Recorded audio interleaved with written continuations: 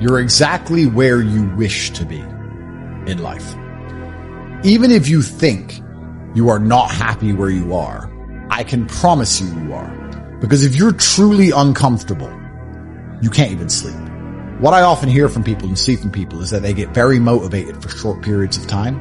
They'll be very motivated to change their life for 3 hours, and then they'll just go back to playing video games, and they're actually not unhappy with their life. They're fine to play video games and eat beans on toast and sit around in a small little apartment. They only become unhappy for a few hours now and again. That's when they talk about how motivated they are. That's when they talk about how hard they want to try. But in general, they're actually perfectly fine with their life, meaning they wish to be there. If they wished to be anywhere else, they wouldn't be doing what they're doing. And by extension, they would be exactly where they wish to be. You can't just turn it off. Like people say, hey, well, how come you haven't retired yet? I built all this willpower. Do you think it's going to let me just retire because my knees hurt? It's telling me every morning, I wake up like, man, my knees hurt, my legs hurt, my body hurts, but you can still run. So why aren't you running? If you can still run, there'll be a time when you can't lace them up anymore, but you can still run. So I still run. When the time comes I can't run, the body will say, you just can't run. But if I can still do something, that willpower that I have created, it makes me do it every fucking day. I'm in here at night and, I don't know what it is about it, man. But man, it's just the air smells a little bit better right now. When you say you're going to do something and then you follow through and you do it, not at the end when you cross the marathon, you finish it, or your hands raised. I'm talking about right now. The small steps in between the big successes everyone sees. No one sees this.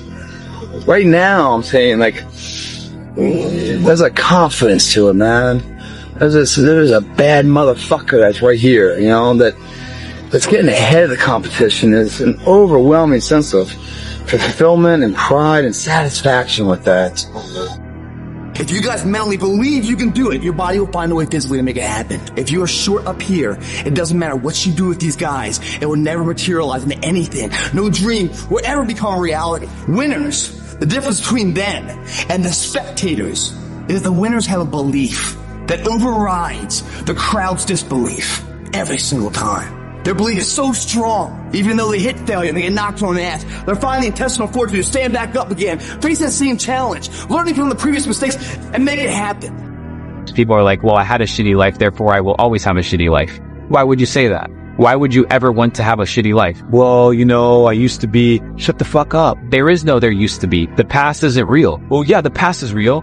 Well, the past, you can only imagine your past. It makes no sense to be living in the past. Living in the past makes you what? Depressed. Why? Because you can't change it. Living in the future makes you what? Anxious, because you can't do anything about it. Both are imaginary. All you have is right now. What are you going to do with this moment to enjoy at the fullest caliber and at the highest degree? So I encourage people, bro. Entrepreneurs especially. They're always fucking doing rat race motherfuckers, bro. They think they're free, but they're not really free. They don't understand how the game is played. Don't care about people, they'll never f***ing care about you. Let's say I was your friend. Hey, Jason, bro, come on, man, hang it up, dude. I know you're watching these influencers. I know you went to that fucking Elliott training event, whatever the hell that cult shit was. And here you are now. You're in the gym. You're posting on social media. I see you yelling, blah, blah, blah, blah, blah. I'm going to change the world. Whatever, bro. Listen, come on, man. What am I going to do? Number one, I'm going to check you. I don't care if you're my fucking friend. Hey, bro, listen, man, I love you, dude, but you're not going to talk like that around me. Not fucking having it. Come on, man. I was just playing around. I don't find it fucking funny. A joke is something that two people are laughing at, and you're laughing and I'm not. So I don't find it fucking funny, dude. I love you, bro. I'm just telling you, I'm not going to tolerate it. Look, a lot of you are like, come on, man, that's a little extreme. I'm sorry. Greatness is found in the extremes. You get what you tolerate. You tolerate shit, you look up, your life's a sack of shit. Only reason why you don't have what you want right now is because of you. It is not your girlfriend. It's not your family. It's not your past. It's not him. It's not the industry. It's not the interest rates. It's not the market. It's not solar. It is all you. It is all you. The reason why you're not rich yet right now is because you choose to change in the areas you want to change in, but you won't change in all of the areas. Like, bro, I saw you last time, but you're not getting in better shape. And you're like, but what's that got to do? Everything. Everything. everything. Everything has to do with everything. How you do this is how you do that. You can't do these 4 right and do that one wrong. You treat your girl like shit. You think no one knows? Maybe they don't know, but you know you're done. The person with the best home life, the best personal life wins. Yeah, I woke up this morning, man, after about 2 hours sleep, working all night long. Tired, man. Saturday, a lot of my friends at the beach and shit. I'm in here. Do I want to be here? Not really, man. You know, all at the beach, having a good time. Would I rather be at the beach? Sure.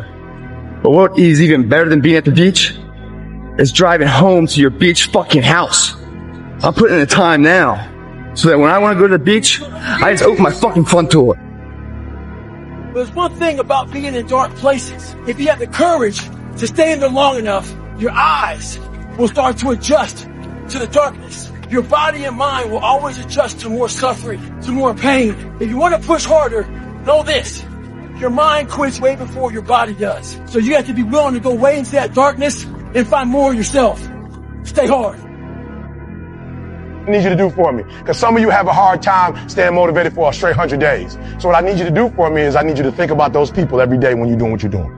Do you have some days where you just want to hit the snooze button? Raise your hand for me. You want to hit the snooze button, right? So watch this. This is what has to happen. That person that you think about has to be louder than the snooze button. So when you think about Granny, you got to think about, do I hit the snooze button or do I get up and make it happen for Granny? Are you hearing what I'm saying? Who are you doing this for?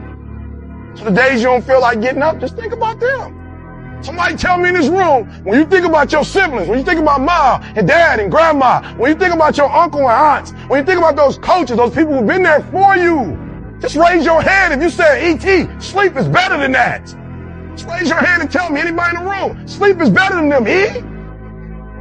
Your family's with you right now, spend time with them. Your family's with you right now, hug them. You're not taking advantage of the fact that you're married right now. You're not taking advantage you got a family right now. You're not taking advantage you got a child right now. You're not taking advantage y'all got a roof over your head. You're not taking advantage y'all got food in the refrigerator. You're not taking advantage of the fact that y'all safe right now. What are you worried about? Why are you worrying about something that has not happened yet? Why don't you worry about what's happening? Why are you putting so much of your energy on what could happen, but you ain't using none of it to make what's happened happen? If a person goes through something that's traumatic, the average person's perspective is going to go to a space and place. What did you lose? How did it affect you? What did you have to sacrifice? What did you have to give up? People very rarely will ask the question, what did you learn from it? What did you gain? What did you gain? Ooh. How did it make you a better person? I know it didn't feel good. That's obvious. I know it hurt, right? I know you didn't like it. It wasn't convenient. But like, what did you gain from it? I just want to know. I think the beautiful thing about adversity and opposition, when you live with it, it teaches you. If you're open to it. When you live with challenges, it teaches you. The reason that I wouldn't change what happened to me or go back and even change the incident is because of not only the man that it shaped and molded me into, but the way it's impacted those close to me.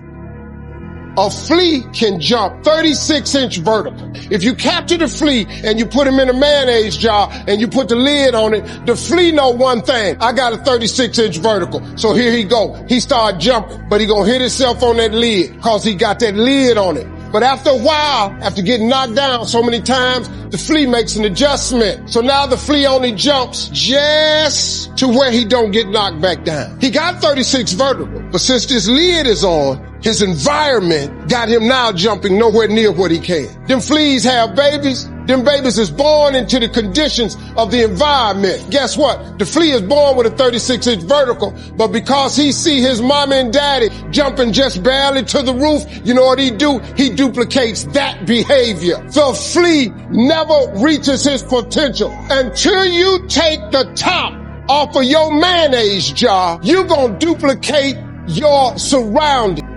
So the goal was to be the first one at breakfast. So I set my alarm. I make sure I'm up by sunrise. I get out of bed. I put on my gear and I head downstairs. But when I get there, Kobe's already there with ice packs on his knees, drenched in sweat. Now, it took me a minute to figure it out, but this guy wasn't only awake before me. He had already worked out. He had just played in the finals days earlier. Meanwhile, I'd been off for months and I was still exhausted.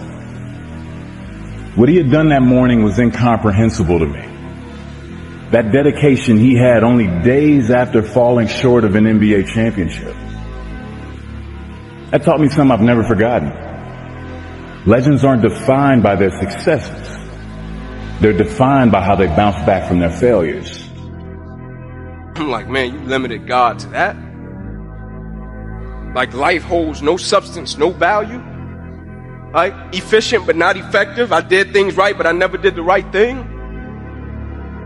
And now the thing I placed my identity in, now it's gone. That's why I laugh at people when they say, man, if I could just get this, I'll be.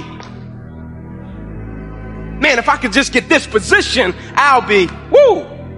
Man, if I could just get this amount of money, I'll be. I'm like, woo.